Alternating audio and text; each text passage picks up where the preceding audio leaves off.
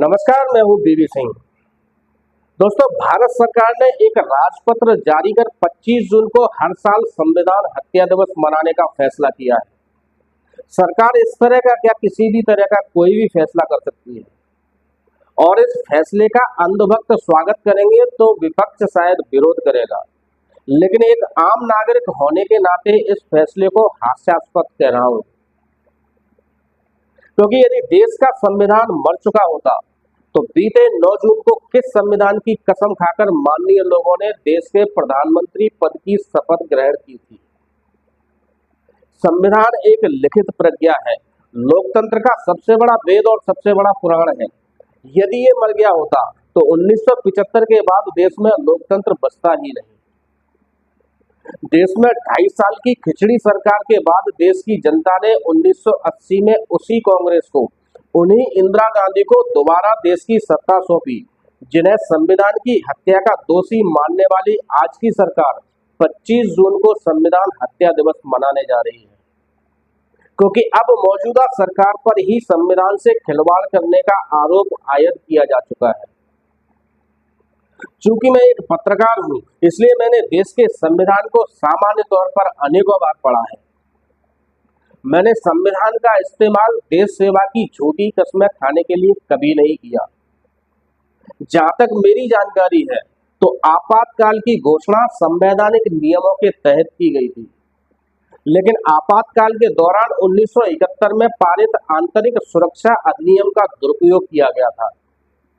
देश में आपातकाल के हटने के फौरन बाद बनी खिचड़ी सरकार ने इस अधिनियम को 1979 में समाप्त कर दिया था और संविधान के 44वें संशोधन के जरिए संवैधानिक आपातकाल को लागू करने के लिए इतने उपबंध जोड़ दिए गए जिससे आपातकाल लागू करना असंभव सा हो गया।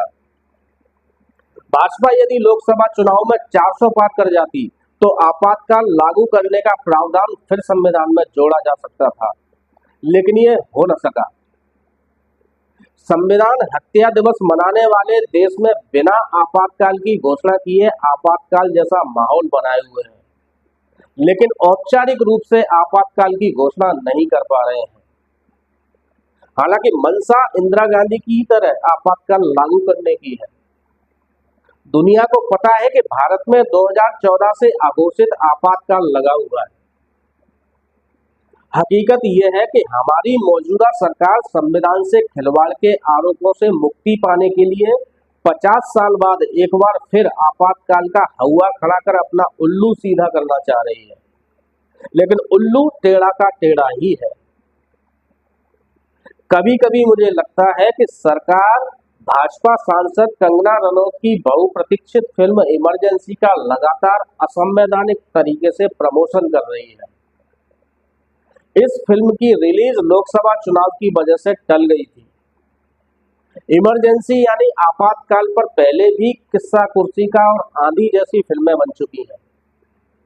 यदि आप भूले न हो तो मोदी जी एनडीए सरकार के प्रधानमंत्री हैं, क्योंकि भाजपा संसदीय दल के नेता का औपचारिक चुनाव प्रतीक्षित है।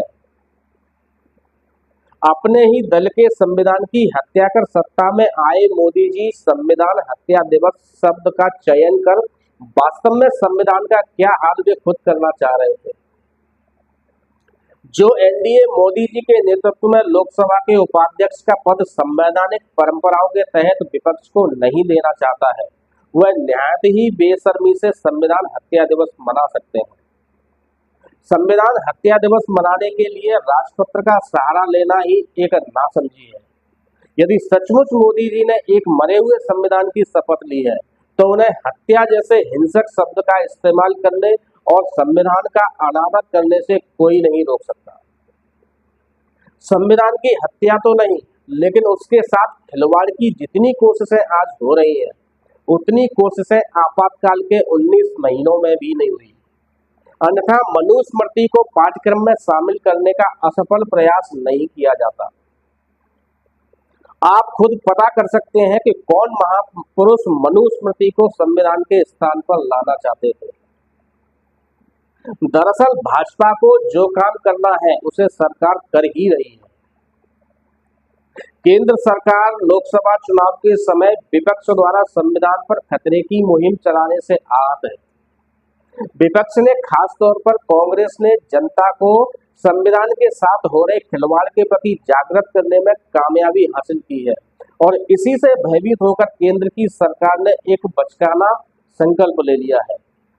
राजपत्र या किसी अध्यादेश की भाषा कैसी हो इसका भान शायद सरकार को नहीं है। सरकार के पास भाषाविद है ही नहीं, या है तो वे अधिकांशतः संघ के प्रचारक हैं। यदि ऐसा न होता तो सरकार संविधान हत्या दिवस मनाने की भूल न करती। मेरा तो सुझाव है कि सरकार अपने वरिष्ठ नेताओं के साथ साहित्यकारों के समूह को रखे ताकि भाषा की मर्यादा भाषण और अधिनियमों के निर्माण में भी दिखे। मैं आपातकाल का समर्थक न कल था, न आज हूँ और न कल रहूंगा। मेरी स्पष्ट धारणा है कि आपातकाल कांग्रेस के तब के कुछ उत्साही लालों की वजह से बदनाम हुआ, क्योंकि उन लोगों ने संवैधानिक अधिकारों और शक्तियों का बेजा इस्तेमाल करने की कोशिश की। इस लिहाज से कांग्रेस ने संविधान की हत्या नहीं की, अपितु संविधान का अपमान किया और उसकी सजा जनता ने 1977 में कांग्रेस को सत्ता से हटाकर दे दी। अब 50 साल बाद भी आपातकाल की गागरौनी गाना सत्तारूढ़ दल और सरकार के सबसे बड़े घटक के मानसिक दिवालियापन का प्रतीक है। सरकार के हास्यास्पद फैसले का प्रतिकार करने में कांग्रेस शायद पिछड़ गई, लेकिन सपा मुखिया अखिलेश यादव ने इस मुद्दे पर तीखा प्रयास किया। उन्होंने कहा कि बीजेपी बताए कि वह अपने काले दिनों के लिए कौन सी तारीख चुनेगी। अखिलेश ने एक्स पर लिखा कि 30 जनवरी को बापू हत्या दिवस व लोकतंत्र हत्या दिवस के संयुक्त दिवस के रूप में मनाना चाहिए, क्योंकि इसी दिन चंडीगढ़ में भाजपा ने मेयर चुनाव में धांधली की थी। मुझे अंदेशा है कि भारत सरकार द्वारा 25 जून को संविधान हत्या दिवस के रूप में मनाने का फैसला विपक्ष के संविधान बचाओ नारे के काट के रूप में लाया गया है, लेकिन ये दांव उल्टा भी पड़ सकता है। बहरहाल देश के सामने एक नया जुमला उछाला जा चुका है।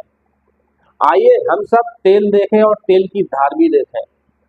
अगले साल आप 25 जून को संविधान हत्या दिवस मनाएं या न मनाएं, ये आपके विवेक पर निर्भर करता है। पर यदि ये सरकार तब तक बनी रही तो सरकार ये दिवस मनाकर ही मानेगी।